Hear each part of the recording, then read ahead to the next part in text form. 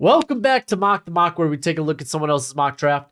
And I'm mocking, giving you my views, thoughts, and opinions. And it's a very special Mock the Mock as we look at Maurice Jones-Drew, his first mock of the draft season. I don't know why I waited so long, but these are always a treat. You never know what to expect when you get it going into one of these.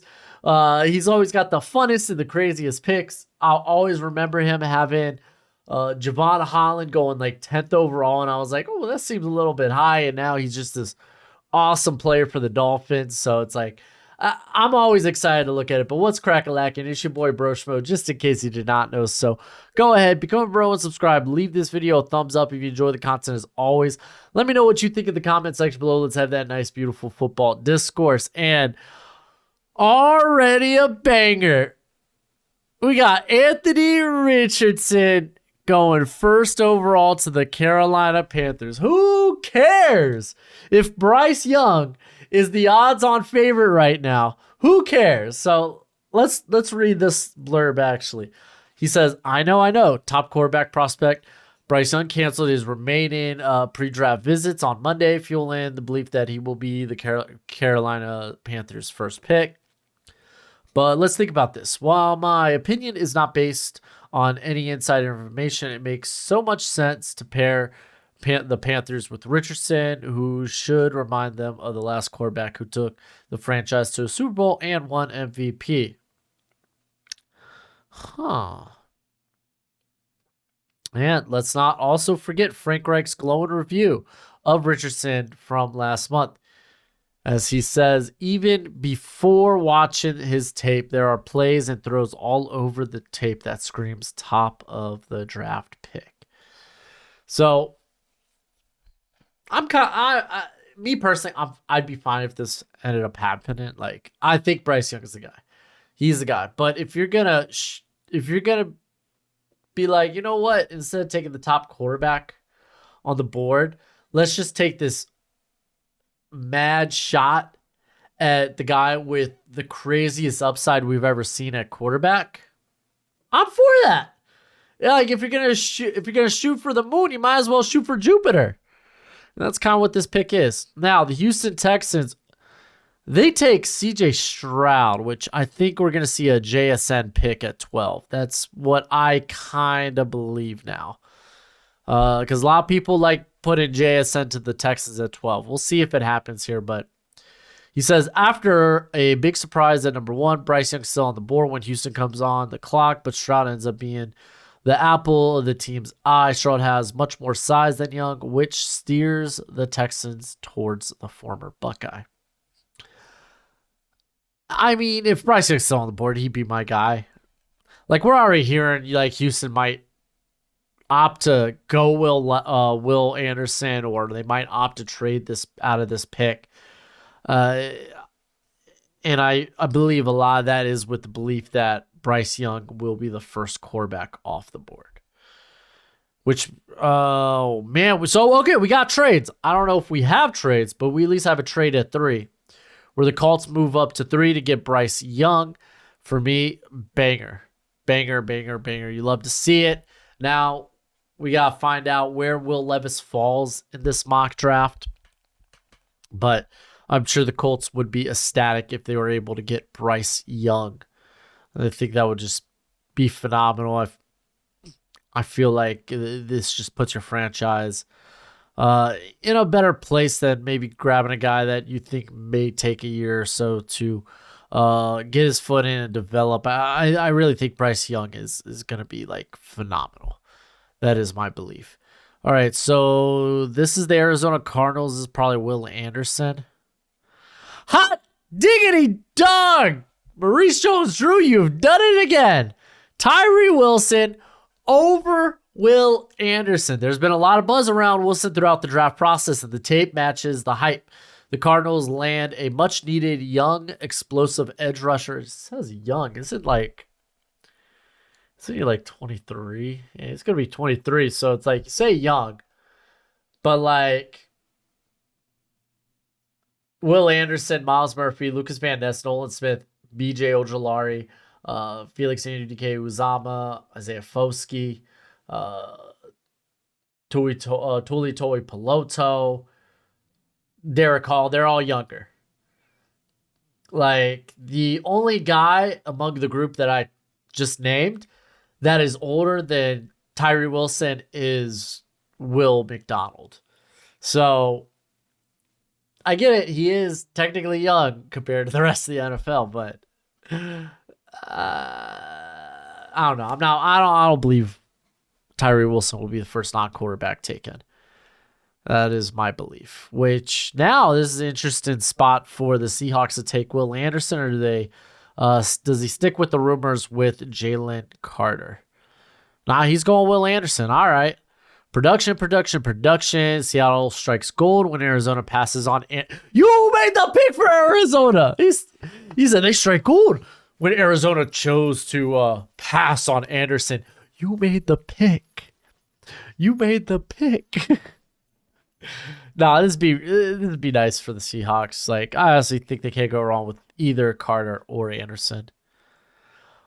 The Detroit Lions, they go Jalen Carter. You could also make the comment that this can be one of the corners.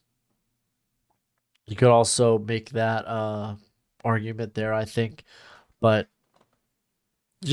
I will have Jalen Carter higher than the corners in this class. Now, interesting enough, I don't think this was done prior to, because like the news just came out earlier today. I'm recording this Friday, that Jameson Williams will be suspended for the first 6 games of the season because of betting on team facility. I wasn't even on football either, but it ended up being like a technicality in the rules where it's like, since he did it on team facility or a team facility, I don't know where specifically, that he gets roped into this 6-game suspension, unfortunately. So be on the look for a receiver. Don't know, but he did do this prior to that knowledge coming out. So maybe not. But I've been telling you, Detroit Lion fans, man.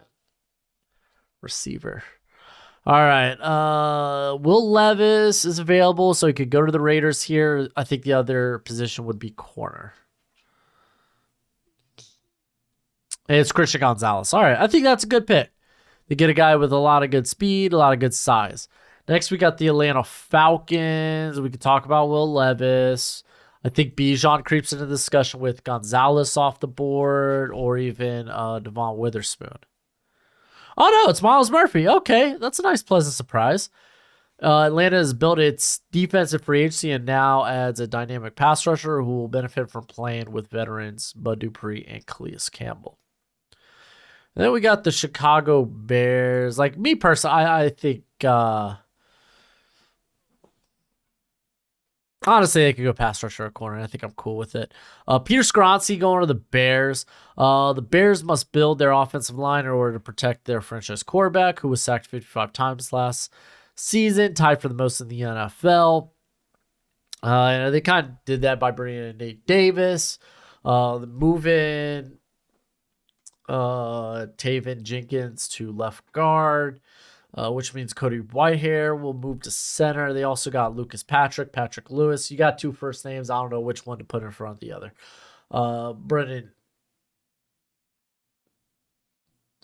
Braxton Jones, there we go. Will play left after, honestly, a better than you would expect rookie year from a 4th rounder. And getting Skoronski, you immediately put him at the right tackle spot. Someone would be like, oh, he doesn't hit that arm size quota. I mean, honestly, that arm size, sub 33 inches isn't what it used to be. And there's other things that people really take into consideration when it comes to this tackle class. So that's something to just put out there. Bijan Robinson going to the Eagles. What? Maurice Jones-Drew has Gibbs ahead of Robinson? Bro. All right, that's a little wonky, but kind of is what it is. I don't think Eagles end up with Robinson. It doesn't feel like a Roseman pick.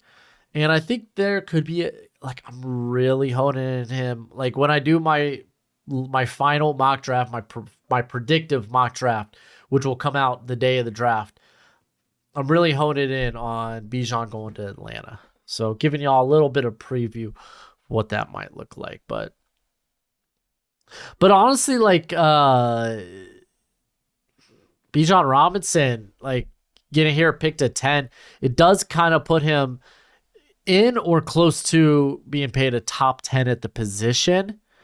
But I feel like that's fine if you know you actually are getting a guy that's top 10 at the position and you already have offensive line that's just phenomenal. All right, we got 11. This could be Will Levis to the tight ends. The only other pick I would probably consider is tackle. It's in fact Will Levis. So tight ends, they sit back at 11. They go ahead and get their quarterback. I think that's fine. Ryan Tannehill. He's gone after this season. Malik Willis was a third-round pick, so not a lot of investment there. If they're not content with what they've seen in him thus far, I'm not talking about his performances on the field, but maybe more so in practice and whatnot. Maybe if they're not confident in where he's at, then they can make the pick for Will Levis. And Houston Texans called it. Jackson Smith-Njigba. The Texans draft Smith-Njigba, Stroud's college teammate. Honestly, that's like probably the biggest factor. When I see Stroud go at 2, I will see. I'm guaranteed that most people are going to take Jackson Smith-Njigba at 12, and I think it makes sense. And I think it's fine. Jets. So you're not getting a tackle with this pick. I just got a little peek at it. You're not getting a tackle at this pick.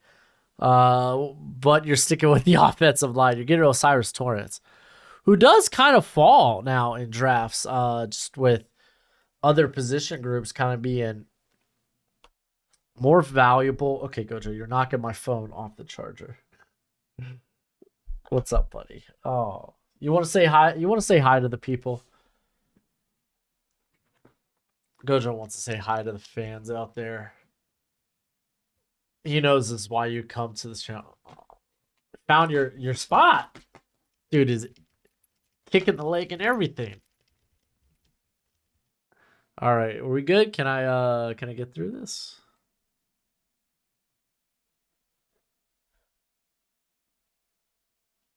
Okay. Thank you, Gojo. Oh. All right. Gonna get back to work, bud. This does feel a bit high. We're just going to guard.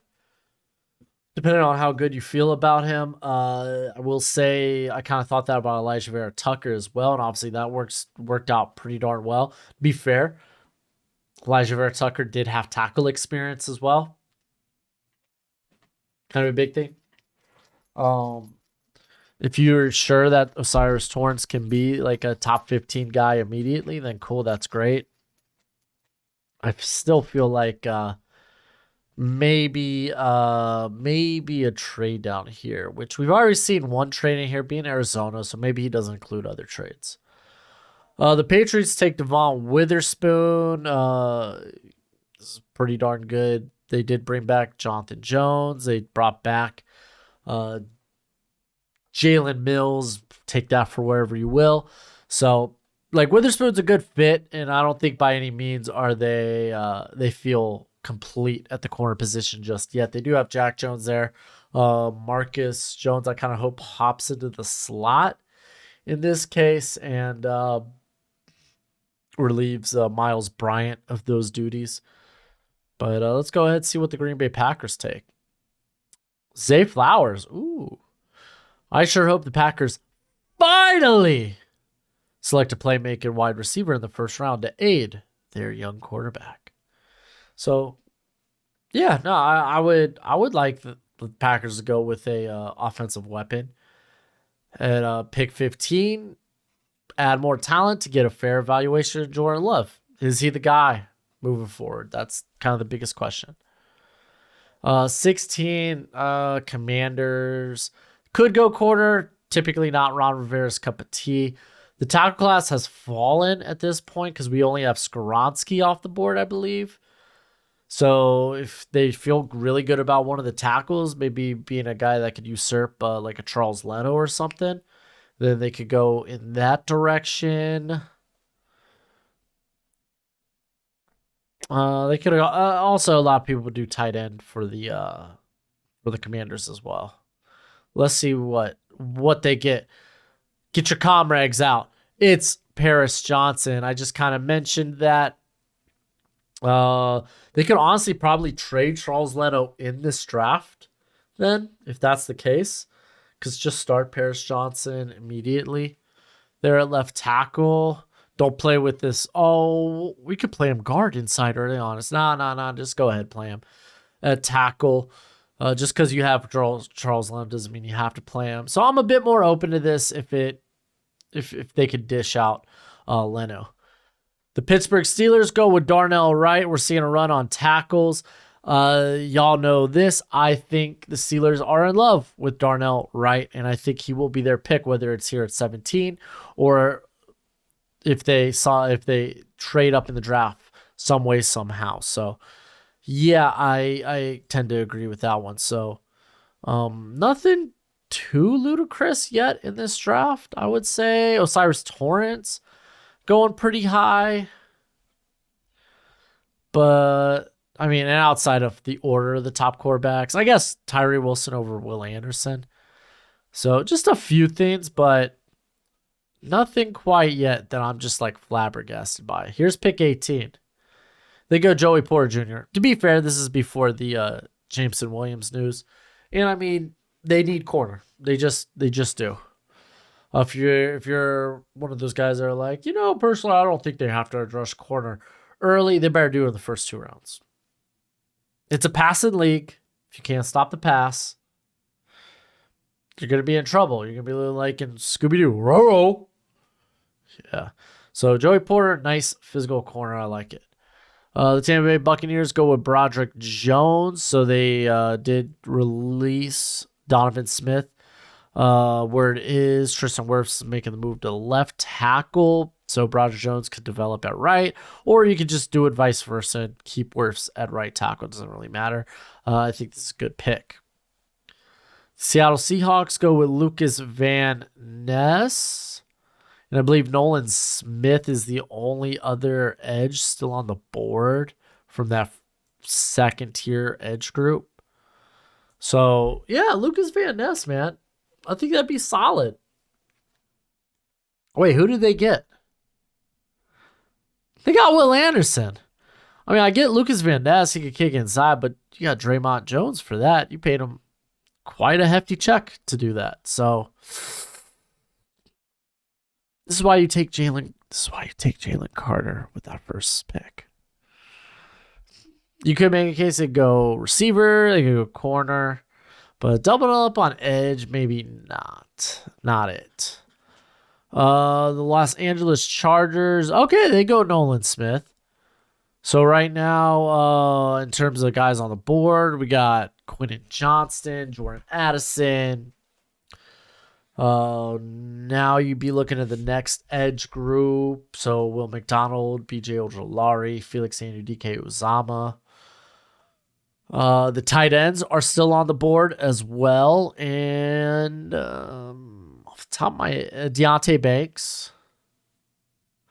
Brian Branch, but I've seen him fall in some mocks, like fall out of the first round, so it's not too unprecedented.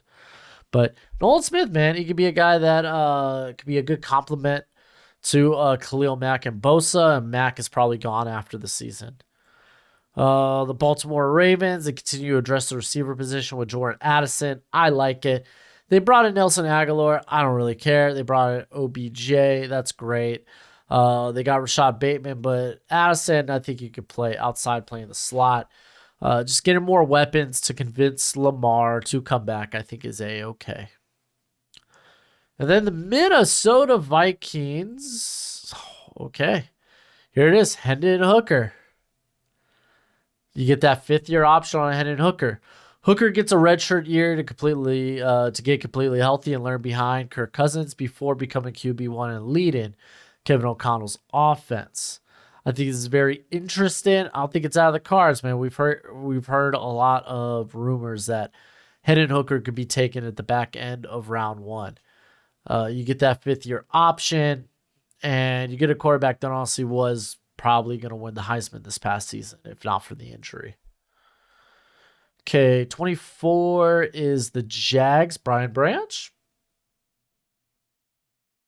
Hey, Maurice Jones-Drew knows a versatile player who can play nickel, play safety.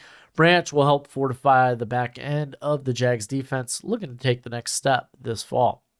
Yeah, this is like the one pick for the Jags that just kind of makes sense, which probably means it won't happen. But like Brian Branch, people are having a hard time placing him in this draft before pick 24, and you get to pick 24, it just makes so much sense. Like, not kicking Darius Williams back to the inside, I think is kind of key. So in this mock, the Giants, they opt to not go Quentin Johnston, and they go John Michael Schmitz. We've seen it in a few mocks where they've gone with center, whether it's Joe Tippmann or John Michael Schmitz. We've seen it happen in a couple of mocks. Do I love it? Nah. Wide receiver, I think, is a more important position. They don't really have the guy there yet. And I think Quentin Johnston, you take that shot there. Also, you can make a case Deontay Banks is on the board. Dallas Cowboys, they go Jahmyr Gibbs. No surprise. I mean, Maurice Jones-Drew says he's really high on him. He has him ahead of Bijan, so it doesn't really surprise me that he makes it into the first round here. But I feel like Tony Pollard kind of proved that, hey, you spent a 4th round pick on me and I was better than your first rounder, who was, 4th overall or something? So you don't need to invest this pick this highly in a running back. You just don't. The Buffalo Bills go with Kalijah Kancey. I don't really think that's what they need. What they need on the interior is a guy that can play the run well, and not to say Kancey can't, but he's not going to play it as well as guys like Keanu Benton or Mozzie Smith, guys that are just bigger and they just have better gap control, better, just they're more stout. Like, those are the guys I'd probably look here at 27, because we saw what happened to the Bills in the playoffs. Daquan Jones goes down. They can't stop the run. So I think it makes more sense. For me, I think this pick still needs to be offensive line. Cincinnati Bengals go with Dalton Kincaid. So they did bring in Irv Smith Jr. Whoopty freaking knew that guy struggled with staying healthy. Dalton Kincaid, probably, to me, the best receiving tight end in this class. And then, tight ends going back to back as the Saints take Michael Mayer. So the Saints add a tight end who could be an inline blocker in the run game and a playmaker for Derek Carr in the passing game. I think he could be a security blanket for Derek Carr. But a playmaker? I don't know. I still think this pick is defensive line. All right, so we got pick 30. This is the Eagles. It could be Eddie Tamiwa. It could be Brazee. As a matter of fact, here it is. It is Brian Brazee. So they get that guy to play next to Jordan Davis. They also have Milton Williams that'll be in that rotation there. So they get a lot of fun players. Then with the final pick, Quentin Johnson, he's not going in the first round. That could be the big shocker, I think, for me.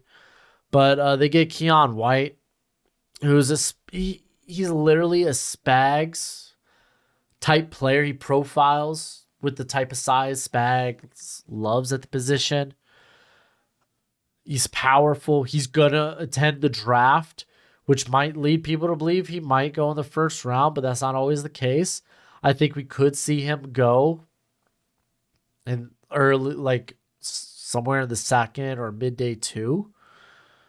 But he does profile as a Spags guy, so it wouldn't surprise me. In all honesty, I think Kansas City moves up with this pick and takes somebody, but yeah, I mean, I don't think there was anything too surprising in this mock. Nothing I've seen that really like Javon Holland going 10. Like, nothing that blew my pants off like that. much of it are things I've already seen before, which is, I mean, when you're doing a mock draft this late in the process, almost every stone has been touched. There is no untouched stone. We've seen almost every pick for all these teams at the in mocks. So nothing too surprising. But that's it for the video. Go ahead, do the YouTube thing. Let me know what you think in the comment section below. Until next time, you be easy, my friends. Later.